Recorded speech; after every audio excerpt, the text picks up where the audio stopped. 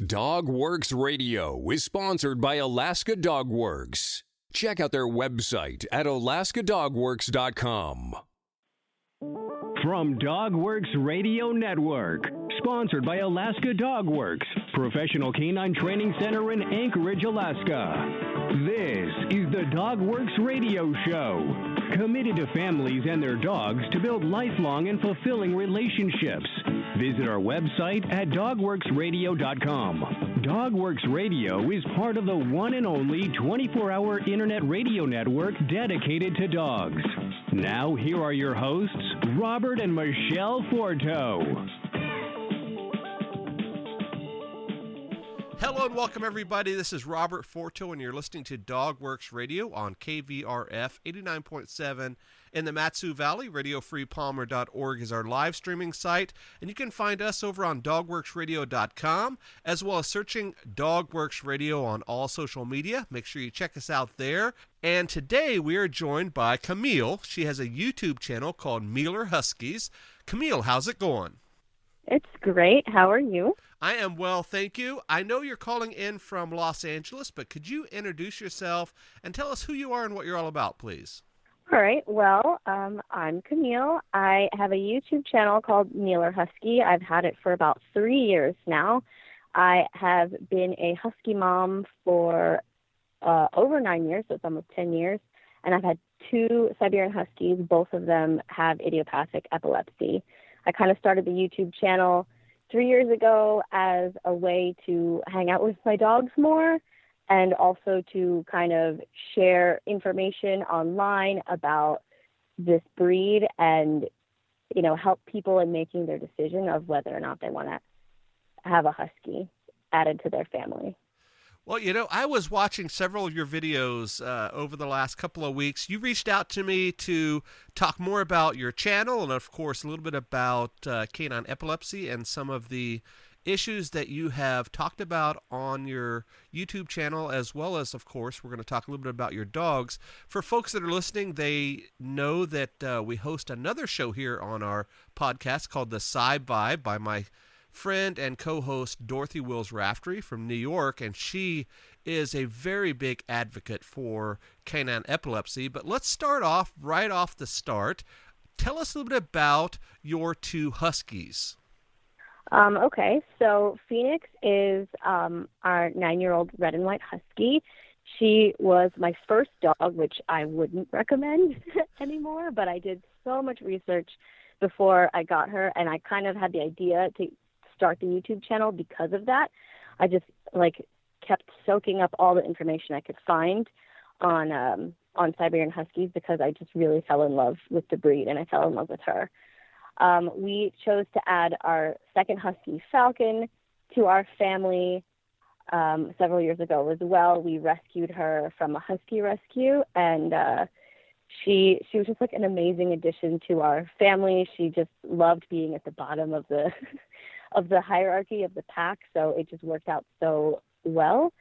About 2.5 years after we adopted Phoenix as a puppy, she had her first seizure, and I had no idea what was going on or that dogs could even have epilepsy. So it was just like a whole new journey for us. And I was looking everywhere for resources of like what to do and how to manage like a dog with epilepsy. So I thought it was a good platform on my channel to also share some of Phoenix's story.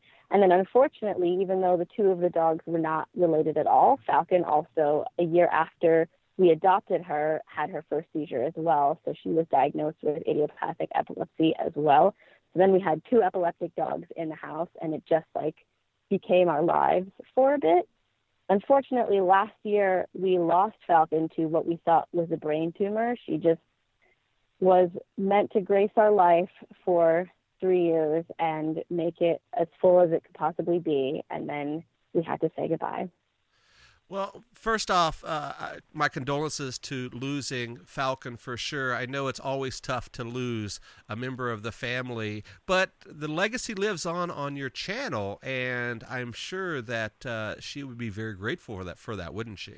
Yes, and actually, after we told, all the subscribers that she had gotten sick, and then, made the announcement that we actually lost her, there was this outpouring of people who were, sharing their condolences, but also thanking us for sharing her personality and just like her essence on the channel. And it's also great to like have a look back and, remember all the fun times we had with her.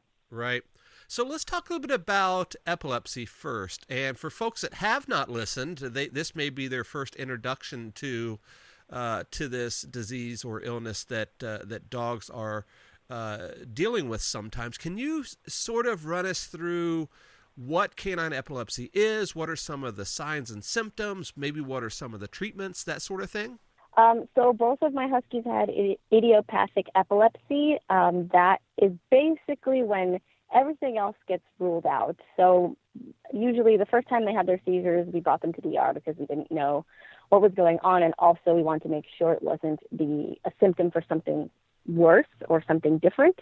And then when everything else gets ruled out, it's basically like the dog is just epileptic, and idiopathic epilepsy is like, a blanket reason for their epilepsy. Basically, both of them would have, so there were two different types of seizures, that both of them would have grand mal seizures where they would essentially fall over and start running in place. They may swell themselves. Our dogs had seizures that lasted like minute and a half. Anything longer than that, normally I would get worried. And then it takes them a while to come out of it. And usually I just try to be there in the room and support them. And there really isn't anything you can do once the dog starts having a seizure besides like be there for them when they come out, and then call the vet and make sure that they know like this is happening. The other type of seizure, and we're seeing it with Phoenix right now, is a focal seizure where it will just be like one part of their body. So instead of their entire body like having convulsing, it would be just like her head, and it's less taxing on her, but it's still, horrifying to watch. It never gets any easier, I can say that. After having Phoenix for 9 years and having, 7 years of her being epileptic, it never is any easier to just have to experience that with them. Right now, we treat them with medication, or we treat Phoenix with medication. She's on phenobarbital and also Keppra. She takes it twice a day, and it's pretty regulated with the medication. So we're happy with that, and she sees a neurologist because she's an epileptic. So if there's any like changes that we need to make to her dosage, or if she's having more seizure activity than that we're used to or that we would like, we'd like no seizure activity, of course. The neurologist will help us adjust. Right. And it is a very scary thing to see it happen. Just this past winter, one of our sled dogs had a seizure during one of our training runs. And I tell you what, it scared me to death. I remember jumping off of the sled and throwing the snow hook and running up to him. And, I thought he was going to die right there in my arms. But fortunately, after a few minutes of a pretty big time seizure, he kind of pulled out of it and was definitely groggy and kind of out of it for a while. But we ended up taking him to our vet, and they said that it was a sugar problem during that run. Either he didn't get enough sugar, or he didn't have enough in his body to burn off during a long training run like that. And he did not have, the typical forms of epilepsy that, is typically something happening in the brain that's misfiring or something like that, which was good to hear. Now we can easily monitor our dog with making sure he eats well right before we go and, not several hours before like we typically do. But with your guys, is it more of the typical brain response? I know you said it was idiopathic, but it's definitely not a sugar problem or a diet issue or something like that. Is that right? Yeah, that's correct. I think when we first started this whole journey, I was driving myself insane, like trying to come up with like what their triggers could possibly be, like what was causing this. But every time we go back to the vet would say like, they're just epileptic. Like this is just, this is just how they are, and the epilepsy is really what's causing the seizure, nothing else. So yeah, a lot of times though, that we've noticed with Phoenix, and this has happened last year. So she went, I would say, 6 years after we had gotten her medication right. She'd gone 6 years with no seizures whatsoever. This Wow. Falcon who was having all the seizures. And right around the time that Falcon got sick, Phoenix had a seizure. And right after Falcon passed away, she had another one. And we told the vet that, and they said, actually, yes, their epilepsy is what's causing the seizure, but it can be brought about by stress as well. So we recently just moved across the country. We moved from New Jersey to Los Angeles, and apparently that move was also very stressful for Phoenix, so she had another seizure a couple weeks or months after we moved here. Wow. Again, we just can't stress enough just how scary it is, but you're definitely providing a very good service with education through your YouTube channel, which I want to get into in just a second. But epilepsy in dogs is very similar to the same signs and symptoms you will see in a person. And I remember a little kid, they always taught us, if you see somebody having a seizure in the mall, make sure you keep them still and put their wallet in their mouth and do all these things to kind of let them work their way through it. But for folks that see this with their dog, different emotions are just firing off all at once, aren't they? Yeah, and it's not 100% the same, I would say. The dog doesn't really have a risk of swallowing their tongue or anything like that. I usually just try to make sure they're somewhere safe, like they're not hitting their heads on anything or they're not going to fall off of anything. And I let the seizure run its course. And then the really most important thing to note afterwards is I don't approach my dogs like after they have a seizure, because they're disoriented. They don't know where they are. They don't know what just happened, and they could get a bit snappy. Even though Phoenix is the sweetest dog ever in the world, I've never seen her growl or get snappy at anyone. After she had her first seizure, I came up to her and she snapped at me. And I was just like, first off, of course, I was like very sad and crying to see that she was having a seizure. And then I felt very taken aback by her reaction. But it's totally normal. Some dogs can even have temporary blindness after their seizures. So it's super disorienting for them. So what I like to do is just be in the room, let them hear my voice, let them know that I'm there, and then they approach me afterwards. Right. And you had mentioned that disorientation, and I was telling the story about one of our sled dogs. After his seizure and we made it back home, he was literally out of it for the rest of the day. It looked like he was just not himself for a long time. It reminded me, and this probably isn't the best analogy, but it reminded me like he was drunk. He was just kind of just punchy. Is that what you kind of see when they have their seizures as well? Yeah, there's like a post-ictal phase, which is the time from when they stop convulsing, when Phoenix stops convulsing, to when she's like alert again. And I can tell, I don't know how everyone else's dogs are, but I can tell she's back when she starts crying, because she knows like, oh, something happened and I'm myself again. But for the rest of the day, she's definitely weird. I would say that she's not herself. And some dogs, it takes, even longer than that to kind of just be yourself again.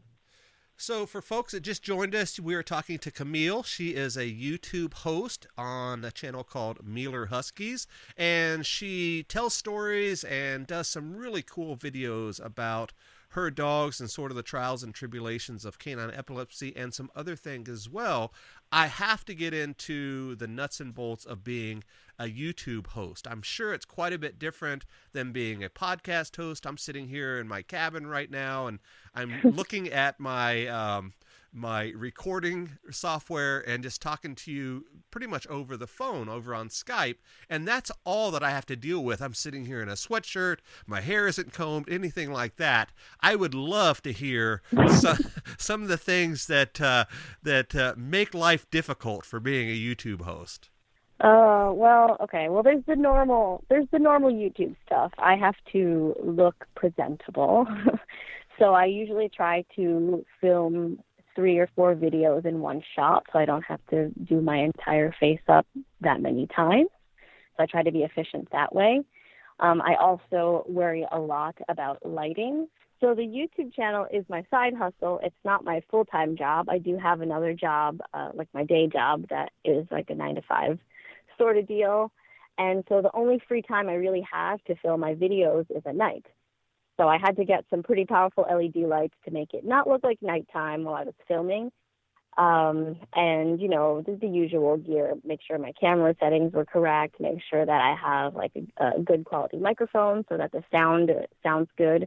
But the other, I guess, factor in my videos that I need to make sure are ready are the dogs. Right. So, like I said, I was filming a lot at night, so I was like waking them up from their naps to see if they wanted to have some treats and sit nice in front of the camera. So a lot of times if these days, if Phoenix is not feeling up to it, I may wait and film a little bit later or a different day. But that it's just like, that's a whole nother factor in, like, you know, what I would need to do to prepare to just get that video rolling. You know, I can only imagine. We're also dog trainers here, and our clients are constantly asking us, "Hey, can you send us some pictures of our dogs doing some training, or, you know, because they stay here for boarding?" And here we are taking hundreds of shots on our iPhone just to get that right one where an eye isn't closed, or, you know, they have a goofy face or whatever. How many takes are you doing with your dogs just to get a 5 or a 10-minute video? Is it taking you hours to do that? Definitely not. I think the key with YouTube is to be as authentic as possible. So if my dogs are being ridiculous or if they're being sassy, like, that's fine to capture on camera because people love that. I want to show them how they are. So if a lot of times if Phoenix is like barking at me or complaining about something, I leave it in the video. Yeah, why not? You know, it's just as much their show as it is yours, for sure. And some of the videos that I watch, they're very educational. They're, you know, they're fun. They, you know, they're not too long. It's just the right thing to watch on a platform like YouTube. When you go in to make a video, do you have, like here on our show, especially when we're doing our series, we have a very drawn out, you know, kind of like a script, and we have a plan to do it and what we're going to do when. Do you have something like that, or you just hit record and see what happens? Oh, there's definitely a lot of planning that goes into this for what I'm going to say, I guess, on my videos. I do make an outline, so I won't like script everything word for word because I kind of want it to be the words that I think of in that moment. But I will, you know, make a list of the points I definitely want to make, especially if my video is a list. And then I try to kind of keep everything within the same formula or the same format. So I always say the same outro. I usually say the same sort of introduction and that sort of thing. But usually, like, if something is happening, if something just spontaneously happens on camera, I love that as well. Right. So I definitely have to ask some behind-the-scenes stuff before, or here in just a second. But did you have experience on YouTube or other social media this way before you started to do this project, or did you just think one day, I think we're going to start a YouTube channel with the dogs? Oh, absolutely not. I had zero experience. All I had was my nice camera that I was using to just take pictures of the dogs, and I knew I always wanted to make some sort of content online because it's just like something that is fun and interesting to me. But my background is actually, I have a degree in engineering, and my background for my career has been project management. So I use that now because I really need to stick to a schedule to make sure that, you know, I'm cranking out my videos on a consistent basis and that I manage my time well. But no, I have no like video editing, sound, lighting experience whatsoever. It has been a learning process since day one. Right. Well, Camille, I am probably a generation or two older than you because I know you're about the same age as my kids, and you guys grew up with YouTube. That was your go-to spot to consume content, whereas us, of course, it's sitting in front of the TV in the easy chair. But today, that's the way people are getting their content, isn't it? Yeah, definitely. We don't have cable anymore in my house. And that's just like unheard of for my parents. Right. Yeah, we've been paying $130 for DirecTV for like 20 years. You could probably buy a house for that cost that we've paid for sure. So, as we mentioned, YouTube is sort of the way that people are consuming their information now. And when you look at other social media, in particular on Facebook and Instagram, which I know a little bit better than YouTube, it's very interesting to see how well some of these pages or accounts do. And I'm thinking of one right off the top, Loki the Wolf Dog on Instagram. Are you familiar with his page? Yes, I love Loki the Wolf Dog. Beautiful photos, beautiful dog. He is so awesome. And he and his of course his owner that takes all the pictures have thousands and thousands of views and likes and shares and everything on their channel. I know that you're pretty popular on YouTube. I have no idea how to measure that in terms of, what's awesome and then what's, just normal, but you do pretty well over there, don't you? I do all right. I would classify as a smaller creator. Usually somewhere between like 10,000 and 50,000 is on the smaller side. But I have regulars, I love them, that come back every video and always comment and always ask questions, and they comment on my other social media, like my Instagram or my Facebook as well. And it's become like a nice little community. Right. And with any content creation, whether you're doing videos or Instagram photos or even a podcast, most people don't understand that there's probably about 2/3 more work after the show or photo or video ends, with all the promotion and answering comments and all of that. How do you fit all of that extra stuff into your day? Because you said you had a full-time job as well. So how do you make the time to do all this? With a very strict and ridiculous looking schedule. I do calendar blocking, so I'll block my time, my free time, I guess, into my second job time. So I also have a 3-year-old, so he's a lot of work too. So after he goes to bed around like 9:30 is when I start my second job, and I basically have a task that I do every day of the week. So on Mondays, I will edit my vlog. I have a vlog channel.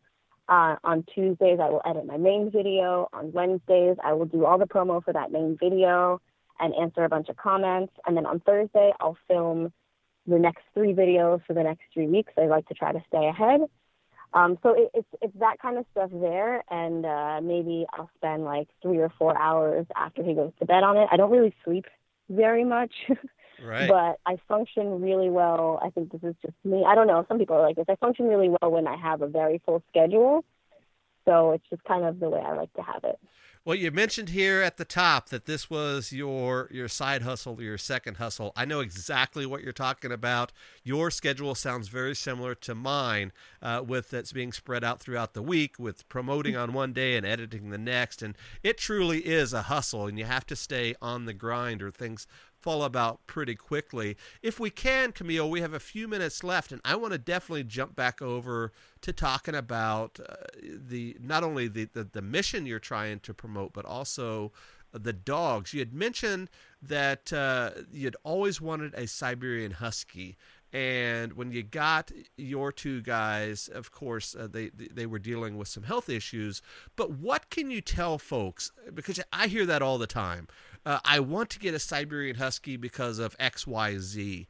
As a person that gives advice for a living on your channel, and of course now here on our show, what are your thoughts behind that statement from people these days?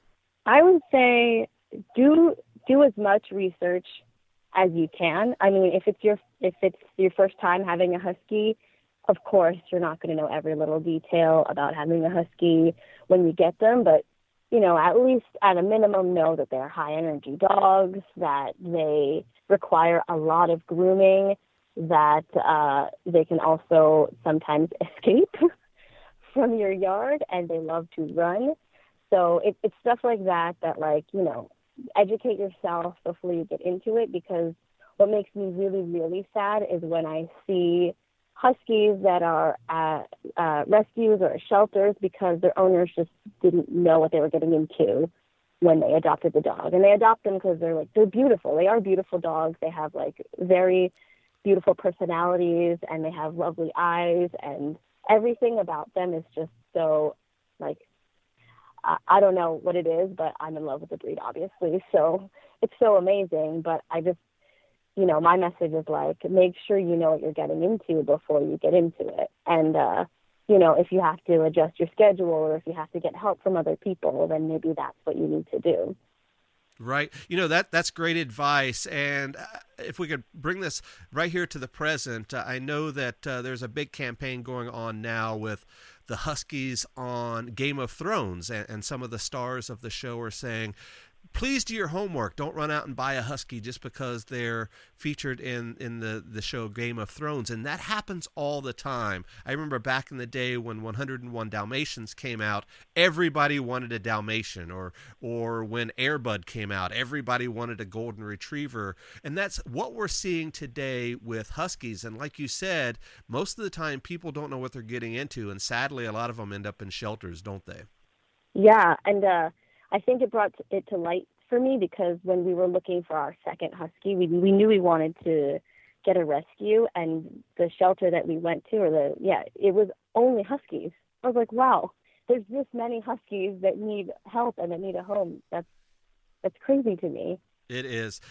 Siberians were my first breed. We still have 3 of them down in our sled dog yard. They're a little bit different than the Alaskans. They have a little bit more of an attitude, but man, they are the breed that captured my heart. I got my first Siberian in 1987. That's hard to believe now. That's 32 years ago, which is ridiculous.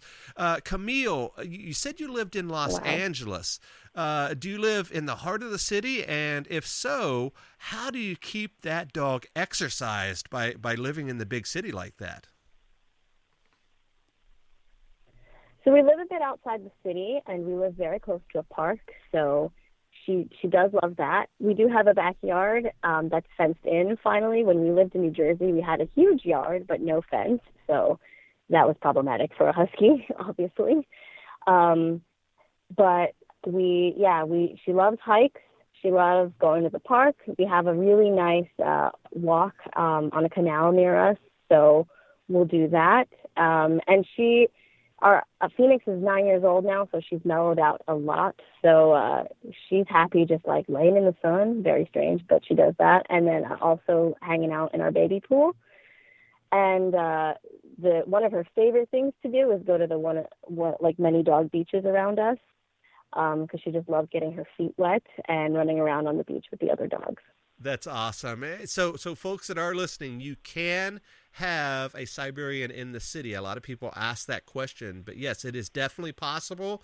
You just have to be very cognizant and careful with them, because they will take off on you, and they will run and run and run. That's what they were bred to do, for sure. So Camille, I don't want to give... I can definitely agree with that. Right. I don't want to give a bunch of links and stuff here on the show. We'll put it in our show notes for sure. But what's new on the channel? What do you have in the pipeline? What are you thinking about doing in the next couple of weeks, couple of months, whatever? Good question. So I did want to do more videos on canine epilepsy. It took me a while after starting my channel to really, open up about that, because it's not a fun topic, really. It's kind of sad and scary. And I always felt really guilty or bad that both my dogs were epileptic. I was thinking to myself, what's wrong with me that my 2 babies are epileptic? But I think we have a lot more to share on that topic. So I want to do more videos, tip videos or how-to videos on that. And then also there's a huge dog or even husky community on YouTube, and everybody has been so welcoming and so nice. And honestly, clearly I'm a husky lady, so I only watch husky channels on YouTube these days because they make me very happy. But I'd like to continue to do more collaborations with other husky or dog channels. It has been very fun. We did one recently with another channel called 60 Formula. He has 2 Siberian Huskies that live in Florida. So we did a collaboration video where we talked about, you know, the things that we love to do as California Huskies. And then he talked about the things his Huskies like to do as Florida Huskies. And we kind of compared the two. And it was really fun. It was great to kind of get both of our communities together talking about the same thing. So yeah, definitely look for more collaborations and more canine epilepsy videos in the future. That's awesome. It was my pleasure for sure having you on the show. I hope that you can attract some new viewers to your channel from our show. I'm sure a lot of people have questions, and of course there are, I'm sure, people out there that have epileptic dogs and they don't know where to turn. They don't know where to look for information. I think that the advice that you give on your channel is an excellent place for sure. Camille, it was my pleasure having you on. Good luck with your channel, and give your pup a rub for me. And thanks a lot for being on Dogworks Radio. Of course. Thank you so much for having me. It has been a pleasure. Thank you very much. On behalf of my guest today, her name is Camille, and she has a channel called Meeler Huskies. Definitely check that out and look for the show notes there, and we'll have a bunch of links on how you can watch her videos and find her on Facebook and Instagram and all those other places, and definitely check out some of the cool stuff she's doing. So with that, we'll see you guys next time. Goodbye. Did you know that Alaska Dog Works trains service dogs for those in need throughout North America? Each and every service dog that is trained through the Lead Dog Service Dog Program and Michelle Forto and her team has an individual training plan. We train for autistic, mobility, psychiatric, and PTSD for our soldiers for service work. If you know of someone that may need a service dog, please take a moment and check out Alaska Dog Works on social media and at alaskadogworks.com.